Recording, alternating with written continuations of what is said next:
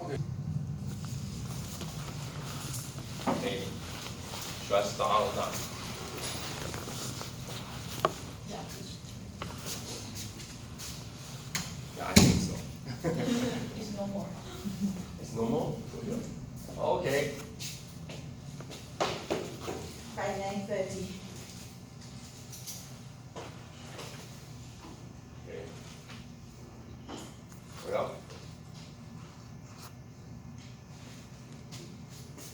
I think next week you will have a midterm exam, right? Yeah. And the week after next is a field trip. So I will meet you in Keelung for the seafood or something. All right. And after that, we will have a regular class. I hope there will not much events suddenly will happen. Okay. So today we will talk about how to use the simulation to investigate the supply chain disruption. And we have 2 points to raise in today's lecture. The first one is about the simulation. What is simulation and how it works and how we should care? What's the disadvantage and the advantage of that? The second part is we will talk about what is the supply chain disruption. And when we are doing the simulation for the supply chain disruption, or we will show as a SCD, okay? But I don't like the abbreviation because we have too many abbreviations, so we will not easy to understand. So I will just say supply chain disruption. And when we are doing the supply chain disruption, what kind of information or elements we would have to add in the simulation system. I suppose some of you have 4 classes, 4 lectures about simulation, right? But some of you may not have this kind of lectures, the 4 3 credits lectures there. So in case of that, you want to have more information about how to simulate, there's a handbook. You can always go and take a look about that one. So here is the information about the handbook. Many handbooks, this is one of them. So this is the handbook about the simulation. And the good thing for this digital era, this new world, okay, we can always download many good valuable things without anything to pay. Okay, so for example, this handbook you can download everything, almost every chapters. So I know the problem for your generations is you have too many good things there, and most of them is free. So it's hard for you to appreciate how the value of that one because it's free, right?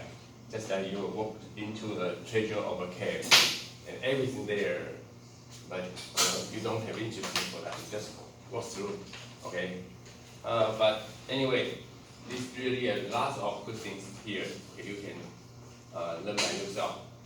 And the learning process for the new generation changed also. The role of the teachers have to be changed as well. So in here, we just tell you what's the direction, and when you have a problem, have a difficulty to overcome, we will stand up to tell you how to, climb up to the rock, and so you can continue your path, your journey. But instead of just teach you how to walk, okay? So that's a very different. So anyway, let's back to here. So there's a lot of good opportunities, good materials there. And the simulations is an imitation, okay, of a dynamic system. So they are using a computer model. Mostly is using a computer model. Of course, you can do the simulation without computer. For example, the board game, right? You are playing the board game a lot. That's kind of simulation, right? You are playing one Monopoly game or the Dragon Donkey, the Dragon games or what, okay? Or the battle games. So you practice a lot, okay? Use the different players or even the same players the different days. Then you are practicing your skills, okay? So that's kind of a simulation as well. So when I taught you play video game during the class, you can tell me that I'm not playing game, I'm doing a simulation.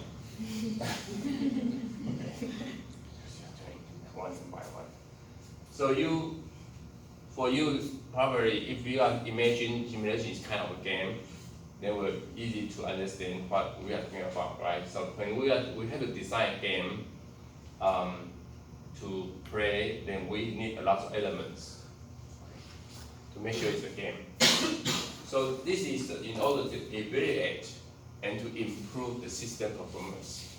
So for the video game, the one you have to do is to improve your skill. For a company doing the simulation, they want to know how to improve a manager's skill such that the performance, the profit will be higher. So that's the same. Okay, for the simulation software for the pilot is to improve the driver, the pilot's skills such that they can be safe when they're facing any kind of challenges. Okay, including the weather situations. So that's a lot. So the systems, this is the history. Okay.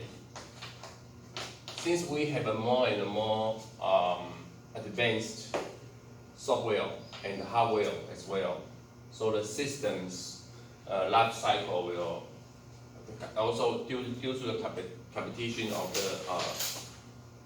in the market, so the system cycles will be shorter and shorter. Okay.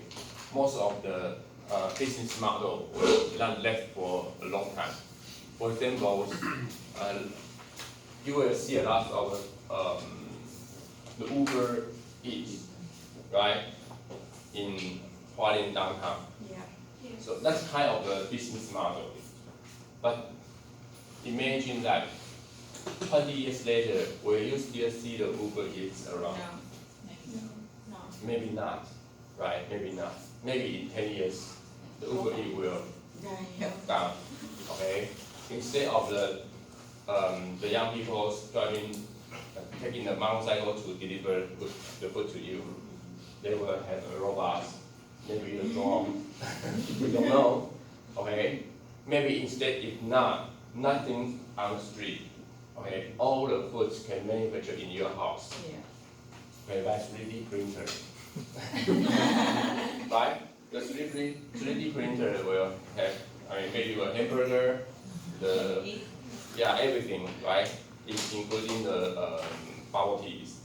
We don't know, okay? But you can imagine that we can. So that's why we have to be longer, right? We want to see what will happen in the future. We know this is a rapid change years, okay? So that's this century, so that's quite different. But during the one, the system complexity also increasing. Okay, so that's why I don't want, I did not encourage people to jump into the Uber Eats market. That's really dangerous, right? Because it's so complicated. You see, if you want to deliver food from A place to B place, but that will be easy, right? Just get the order and take the food from A to B. But now the Uber Eats is not doing that way. Okay, they have to. When they are deliver the food from A to B, in the meantime, they also receive a lot of orders. Okay, a lot of new orders there, and they have to reroute. A lot of so complicated. Back to 50 years, not 50, maybe back to 30 years ago, we have a pizza boy, right? Deliver the pizza from their store to your home. So that's simple. But now the Uber Eats, the system is so complicated. So that's the one. And also the performance requirements is increasing a lot, okay, because the profit is getting sharing the space. Okay, you have only 10% is impossible. Now maybe they are fighting for 3% or even 2% profit. So in that case, they will require a lot of system performance, such that they can fight for the 1% or 3% profit. Okay. Back to the 20 years ago, 30 years ago, the profit gain maybe 10% or even 15%. Okay. So imagine you are a vendor, food vendors in the on street to sell some cookies or some, how to say, the hong okay, the cake with the red beans right inside there. Okay, imagine you are or some the other food, sticky dough, something like that. Okay, imagine you are a vendor of that. What profit gain, the percentage you are expecting? 10, 3, more than that. Definitely more than that, okay? Maybe you are requested for 15%, 15 or 20% of the profit if you are a food stand vendors on the street. But now you are competing with the system, okay? The food panda system or the so the profit gains will be sooner and sooner, okay? Will be smaller and smaller. So that's the same thing, that's more complicated. So in that way, the strategy for the business is more important now. Okay, instead of just the raw material, the skill of manufacture, but this strategy, how you get a profit from which part.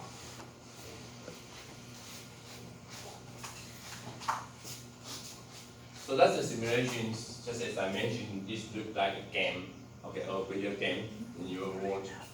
So, but no matter what, for systems, there are 3 parts request. The first part is the system itself, okay? For example, the game, the software. But no matter what, you need the other 2 parts. One is the input, one is the output, okay? If you don't interfere the game, the software, then you are not player, right? Just a watcher, just watch the video moving on by himself, and there's no outputs influenced by your inputs. So there's the other 2 important parts. One is the operation, the inputs. The other one is the outputs. So for the inputs, we always say, okay, operation information. Okay, what kind of information we need to give for this simulation software? For example, we want to tell him, okay, what kind of product we want to do, or how the behavior of the customers there. Or maybe we give him the routing, the schedule, okay, some operating rules for that. And the output we want to see is the performance of the system. For example, the total travel time, the flow time, the resources utilizations, the inventory level, is the system safe or not? Okay. That's very important for that. And for them, they have a different process for example, like the business process, the supply chain, the factory design, the resources management. So if we want to do a simulation, we are not playing a simulation. If you are playing a simulation, you are the input player, okay, and watch the output. But if you are designer for the simulation, you have to build up the graph here. You have to build up the graph here. So doing that one is one. And flight simulators is most the examples that people use, and also it's very expensive one. 2 months ago, 1.5 months ago, I visited Russia, and I visited one of the flight company, the space center, and I operate the Airbus. Okay, they allow me to operate the one, take off, and the landing, and circle the airport around and landing, but in the simulation. Okay. Of course, I did not do it quite well because that's first time to fly. Okay, but I safely bring all the passengers back to our ground. Okay. But that simulation is very real because what I see is what is real world. So now we have a very good the VR AR systems. Okay, and also the oil feeding, the shaking. Okay, even I pull the flight head up, the same. It's very difficult to pull it up. So the pilot assigned me to help me to do that. Don't move. I will do all the weekends on weekend. Okay. So, but that's the way to train how the pilot can improve their skills instead of putting it in a real airplane and crash the other flights. So that's the simulation, and it's the most expensive one of the most expensive one. The commercial companies, they will build up that one. Of course, the other, that outspace, like the oil drilling company, they were also doing a lot of simulation. Okay, and we also have a bus driver simulator. And when you want to get your driver license, they have a simulation there, right? They have a simulator to let you to drive, but it's very not realistic one, right? So, to do that, they want to improve one's ability to make skills decisions, especially when any secondary risk coming up. For example, if I fly an airplane and I hit by a bird, okay, in our engine, and what should I do? If I have lose the electricity, what should I do? If I have a typhoon in the head of, 1 hour, I will meet the typhoon, what should I do?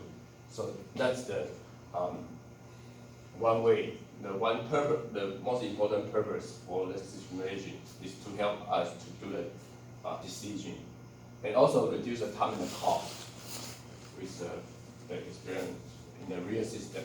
Okay? Then they will minimize the risk of making mistake because it's not real. The one that people argue about the simulator is that because it's not real, so people will make a lot of rational decisions at that time because they know it's not real. So they will not panic, really panic. They will just think about, what should I do? Okay, do this. But in real situation, it's not the way. Okay, you will worry about not only yourself, but also the passengers, okay, the companies. So the decision under the situation may not be that reasonable. Okay. But that's the way with the minimize cost to approach the real situation. So sometimes they will try to make you feel like it's a real situation. So they will make a lot of noise and shake your chairs, something like that, so then you panic. Okay. So that's the way that the risk will be reduced by the simulator. Okay. So in the other way, we should make the simulation process, the simulation condition, very, very close to the real situation. Otherwise, the people is not doing the simulator, doing that training by the simulator. They are just playing games. So that's different, right? If you let people feel that doing the simulation just like to play a game, then the simulation training is fair, totally fair.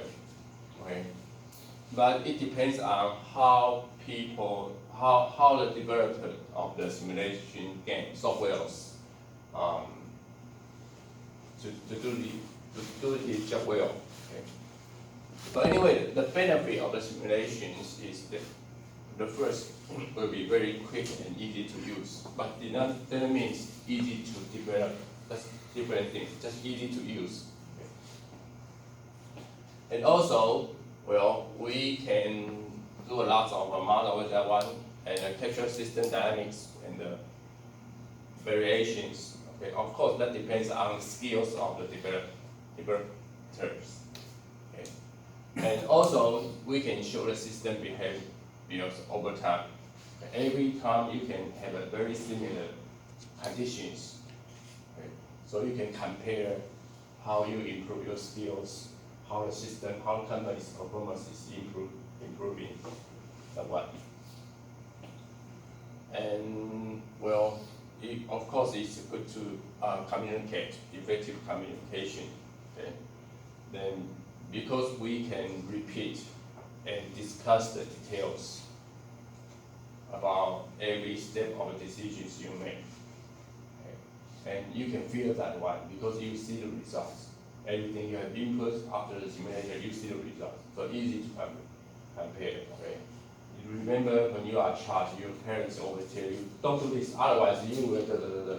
So they will take your input, but we don't know output, right? They just imagine the output. They say, oh, if you don't follow my rule, if you don't eat the food, the vegetable, you will be very ugly 20 years later. So who knows, right? So the input is not immediately effect, so we don't see the outputs. Okay? But in the simulation, we will. Very simple. Okay? And they will also force one to think through the operational details for a system, a system. It's very important. When you are playing the simulation softwares, you will see every detail, and you will know what you know, what kind of issues you have to be aware of. So here is the simulation flowchart. So let's just start, and we will formulate a hypothesis. Because when we are doing the simulation, we have to imagine. Okay? Even you will have a lot of references or experience from experts to tell you, but to us, it's really still a hypothesis. Okay? We believe if you do this one, and the one will fall down, and the one will drop, and something like that. So there's a hypothesis behind. So that's very important to make sure you have a right, correct hypothesis. Otherwise, if you have not so correct hypothesis, then all the simulation will fail. And also, then the next part is the more technique skills. Based on those hypotheses, you can develop a simulation model. Back to the elections, current elections, right? All the campaigns, they want to say some policies. They want to announce some actions. They are doing almost the same thing, right? They have to say hypothesis. If I say this, okay, who will react in what kind of direction? Then they will discuss internally to say they will debate their policies. And after the several debates internally, then they will announce their policies. So they will have their simulation process as well. So anyway, we have a more scientific process. Okay, we have to say, okay, how to formulate a hypothesis. Then develop a simulation model, and then run the simulation, and double check if the result is reasonable to you or not. Okay, is that what you think is acceptable? Okay, then double check the hypothesis is correct or not. Then you go back to change the hypothesis. Then doing the loop several times until you feel comfortable for the situation state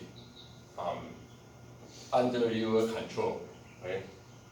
And all the results, all the inputs and output results is reasonable, and with some evidence, or you can give an explanation, a reasonable explanation about what happened there, then you can kind of make sure the simulation model could be right at the end of the one. So that's the way to do the simulation.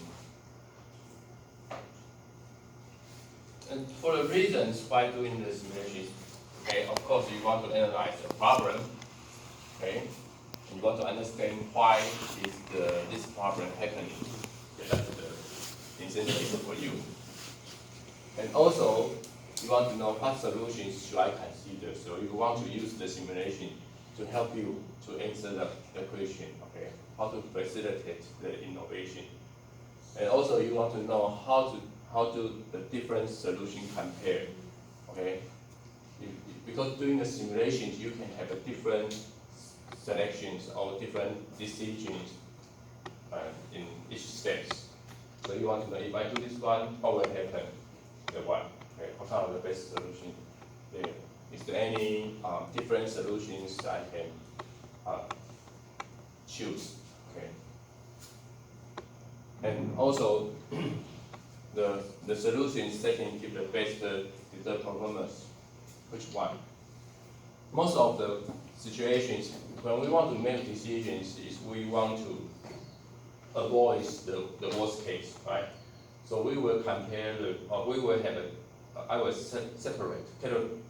categorize the different alternatives. The first one is the solutions we will accept. The second one is the solution we won't accept. But not only that, we want to, for the first step, we want to choose the best one. Okay? Those solutions we can accept, but we still want to choose the best one.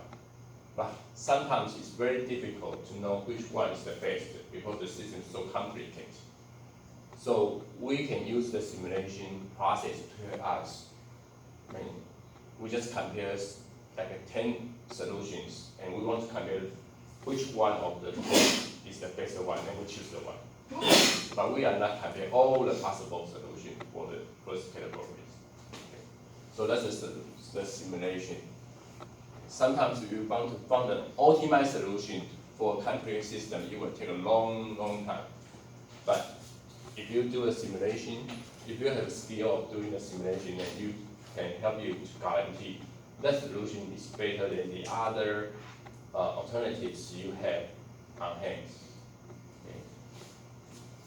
Okay. And the fourth one, of course, ideally we want the optimized solution, but it's not really the purpose of the simulation. If there's the optimized solution, sometimes we will use the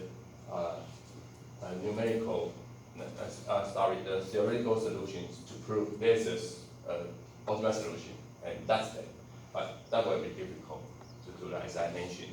Okay, so we are trying to do the best. Okay, not really the best, not really the ultimate, just the best of the alternatives, you know. And the last, the next is we want to know the solution performance is the extremely case or not. So after repeat several times, because when you are doing the decisions, they will have some uncertainty factors there. Okay, for example, the distribution of the chance to be success. So, for example, the customer's behavior is a possibility distribution to us. Okay, we don't know how many customers will visit our store a day, but we know, based on the history, we know on average what's the mean and the deviation, but we don't know what exactly number of the customers will visit our store today, right? So there is a lot of uncertainties around us. But during the simulations, we will understand is the decision during all the normal situations, all the possible situations, is this still a good decision or not? Okay. So for the decision simulations, we always have a possibility distribution factors joined into the systems.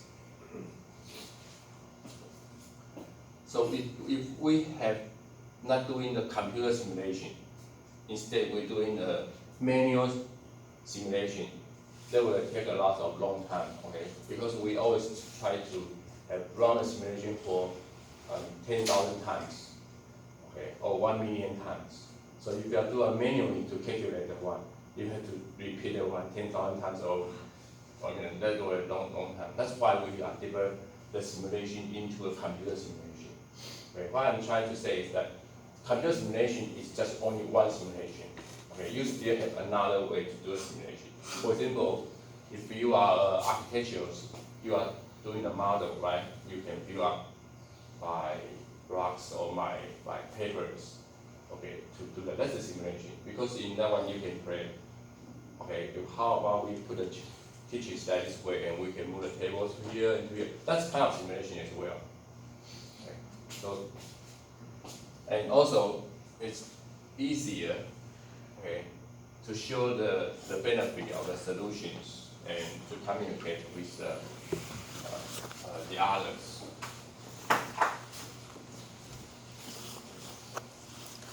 So example of the objective, why we want to do the simulation. Okay, the purpose of doing that one could be like we want to know how many operation personnel are needed to meet the requirements.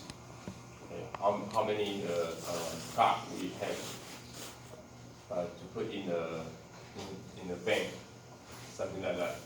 And how many people's the receivers we had to put in the call centers, such that we can have a still satisfied service levels. Okay. And the other way is we want to know what's the bottleneck of the system. So when we are doing the traffic simulation, we want to know which road should be extended, or maybe which road should be closed, such that the flow, the system flow, the traffic flow will be better. Okay, we can simulate the speed of the limitation, right? Okay, if we raise the this road's speed of limitation, will the system be getting better or not? Should we put a traffic sign there? Okay, so that's a way of to see what's the bottleneck in the traffic system. And also, for the manufacturing process, it's the same thing. Okay, should we put more people in the workstation such that the material flow will be better or not?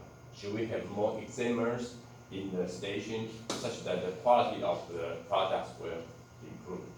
So that's all the similar situation for that. So, and also what's the best priority rules to selection the job, the desk, such that we can minimize the waiting time.